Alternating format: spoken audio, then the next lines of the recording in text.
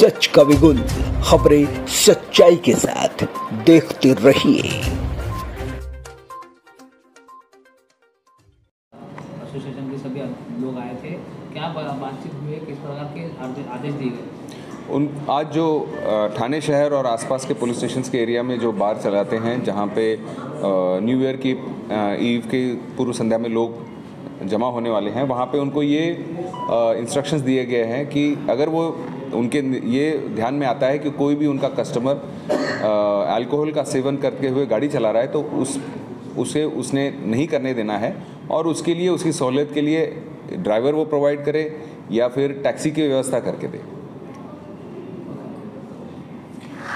विभागाकडून एक महत्त्वपूर्ण निर्णय आलेला आहे। 31 डिसेंबरला जे बार आणि रेस्टॉरंट्स आहेत ते पहाटे 5 वाजेपर्यंत चालू असणार आहेत, त्यामुळे जे मद्यधुंद अवस्थेत आहेत त्यांचा गोंधळ घालण्याची शक्यता आणि या अनुषंगाने आपण आज बार चालक जे आहेत त्यांची मीटिंग घेतली। काय नेमक्या मीटिंगमध्ये त्यांना मार्गदर्शन करण्यात आलं? नव्या वर्षाच्या संध्येवर पूर्वसंध्येवर जी मीटिंग घेण्यात आली त्यांना हेच इन्स्ट्रक्शन देण्यात आले की जे त्यांचे कस्टमर्स असतील त्यांना जर हे निदर्शनास आलं की तो कस्टमर स्वतः दारू पिऊन आहे आणि गाडी चालवणार आहे तर अशा लोकांना त्यांनी परावृत्त करायचं आहे। त्यांच्याकडे ड्रायव्हर्स मुबलक प्रमाणात त्यांनी एक्स्ट्रा ड्रायव्हर्स ठेवावे जेणेकरून त्यांची गाडी जर स्वतःची गाडी असेल तर ड्रायव्हर प्रोव्हाइड करून त्यांना ते घरी सोडतील।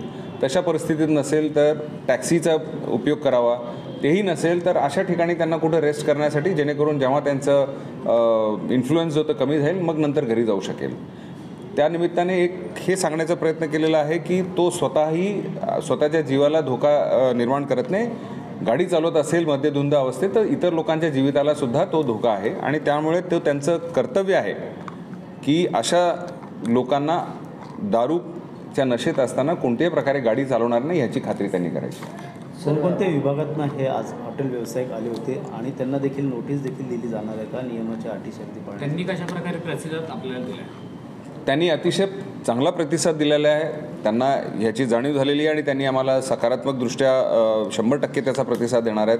ह्यांना आम्ही इतर झोनल पोलीस सुद्धा नोटिसेस देते, त्याच्यामध्ये हे सूचना जे आहेत ते इन्क्लुडेड असतात आणि आज जे बोलवलेले आहेत ते आम्ही ठाणे शहर, मुंब्रा, कळवा, ठाणे शहरातले जवळपासचे जेवढे काही युनिट्स आहेत, पोलीस स्टेशन्स आहेत त्यांच्या आम्ही सर्व व्यावसायिकांना बोलवलं होतं। सर 31 डिसेंबरच्या दिवशी कशा प्रकारे बंदोबस्त राहणार आहे, कशा प्रकारे नाकाबंदी केली जाणार आहे? 31 डिसेंबरच्या अनुषंगाने इनफॅक्ट कालपासूनच आम्ही ड्रंक अँड ड्राईव्हच्या केसेस मोठ्या प्रमाणात करायला सुरू केलेली आहे जेणेकरून वातावरण निर्मिती हे होणं गरजेचं आहे। लोकांमध्ये सुद्धा हे मेसेज जाणं गरजेचं आहे की पोलीस अशा प्रकारचे केसेस मोठ्या प्रमाणात करणार आहे। उद्देश केवळ हा आहे की लोकांनी मद्यधुंद अवस्थेत गाडी न चालवावी।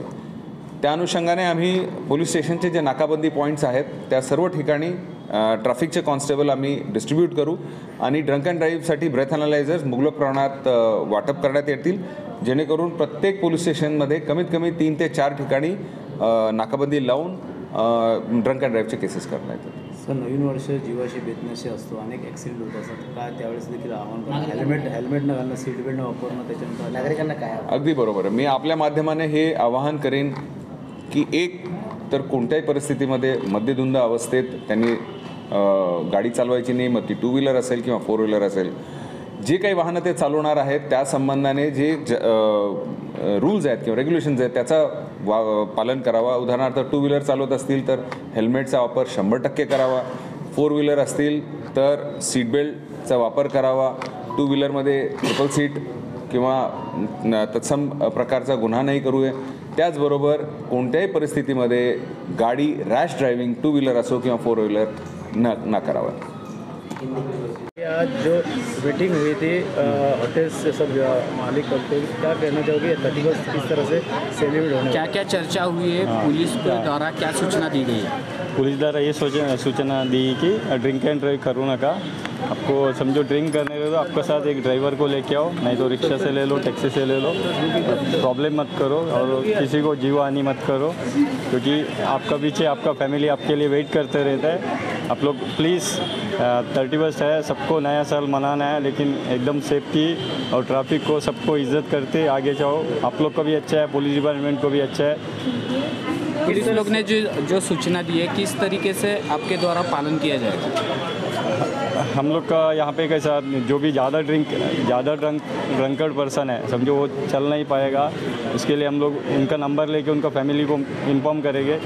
तो टैक्सी नहीं तो ऑटो में हम लोग बिठा के छोड़ देंगे, उनको बोलेगा ऐसे ऐसे टैक्सी में हम लोग बिठा दिया, आपका घर पे आ रहा है ले लो, और उनको घर पे पहुंचने के बाद भी हम लोग को कॉल करो बोल के हम लोग बता देगा।